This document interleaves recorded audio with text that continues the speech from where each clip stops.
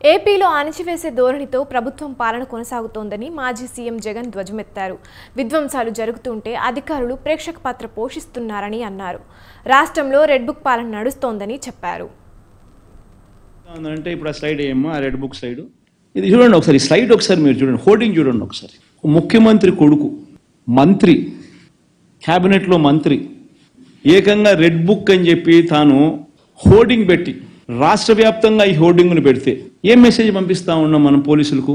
నా లెవెల్లో మొదలు పెడుతున్నాము, మేము హత్యలు చేస్తాము, అత్యాచారాలు చేస్తాము, ఆస్తులు ధ్వంసం చేస్తాము, గొడవలు చేస్తాము, పోలీసులు ప్రేక్షక పాత్ర వహించాల్సిందే అని చెప్పినట్టు కాదా?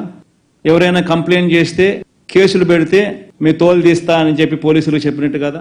ఎవరైనా కేసులు పెట్టడానికి వస్తే దొంగ కేసులు రివర్స్ వాళ్ళ మీదనే పెట్టమని చెప్పినట్టు కాదా? ఈ రకంగా ఒక ముఖ్యమంత్రి కొడుకు రెడ్ బుక్ అనే దాన్ని హోర్డింగులు పెట్టించి ఏకంగా రాష్ట్ర వ్యాప్తంగా ఈ మాదిరిగా హోర్డింగులు పెడితే గ్రామాలలో న్యాచురల్లీ ప్రతి ఒక్కడు కూడా వాళ్ళ కక్షలు వాళ్ళ దానికి తీర్చుకునే దానికి ఇదొక అవకాశం కింద తీసి వాళ్ళ పర్సనల్ స్కోర్స్ సెటిల్ చేసుకునే కార్యక్రమం చేస్తూ ఉన్నారు. సో రాష్ట్రంలో లానెస్నెస్ అనేది ఆటోమేటిక్లీ దిగజారిపోయేదానికి ఇది కారణం కాదా? ఆలోచన చేయమని చెప్పి అడుగుతాను ప్రతి ఒక్క. అసలు ఏ రకంగా జరుగుతా ఉందంటే రాష్ట్రంలో హత్యలు, అత్యాచారాలు జరుగుతున్నాయని చంద్రబాబు ఆరోపించారు. రెగ్యులర్ బడ్జెట్ కూడా ప్రవేశపెట్టలేని దుస్థితిలో ప్రభుత్వం ఉందని మండిపడ్డారు. ప్రజలను మాయ చేసి మోసం చేసేందుకే ఓటాన్ అకౌంట్ ప్రవేశపెట్టే అధ్వాన స్థితిలో ఉందని తెలిపారు.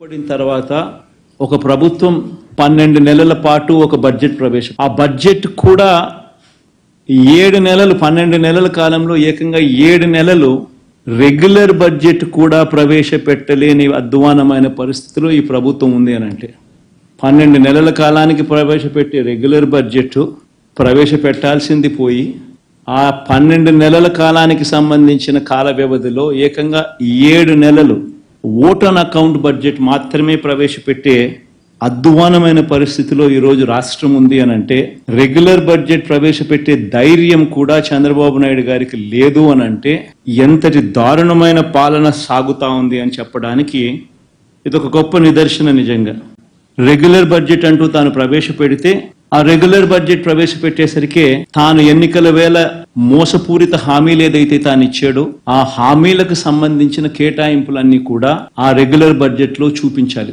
ఆ రెగ్యులర్ బడ్జెట్ లో తాను సూపర్ 6 అంటూ సూపర్ 10 అంటూ తాను చేసిన ఆ మోసపూరిత హామీలకు సంబంధించిన కేటాయింపులు బడ్జెట్ లో కనపడకపోతే ప్రజలు రోడ్డు మీదకి వస్తారని, ప్రజలు గలం విప్పుతారని అని చెప్పి ఏకంగా ఆ పరిస్థితి రాకూడదు అని ఆ రెగ్యులర్ బడ్జెట్ లో వాల్యూమ్ 6, వాల్యూమ్ 5 రాష్ట్రానికి సంబంధించిన అప్పులు ఎంత ఉన్నాయి, స్టేట్ గవర్నమెంట్ కి సంబంధించిన గ్యారంటీ డెట్ ఎంత, ఇటువంటి అంశాలు కూడా ఆటోమేటిక్లీ మెన్షన్ చేయాల్సి వస్తుంది. ఒకవేళ మెన్షన్ చేస్తే తాను అబద్ధాలు చెప్తా ఉండేటివన్నీ కూడా ప్రజలకు తెలిసిపోతుంది. కూడా ఇంకొక కారణంతో ఏకంగా బడ్జెట్ రెగ్యులర్ బడ్జెటే ప్రవేశపెట్టుకోకుండా చంద్రబాబు నాయుడు గారు దాటవేస్తా ఉన్నది. ఒక ప్రభుత్వం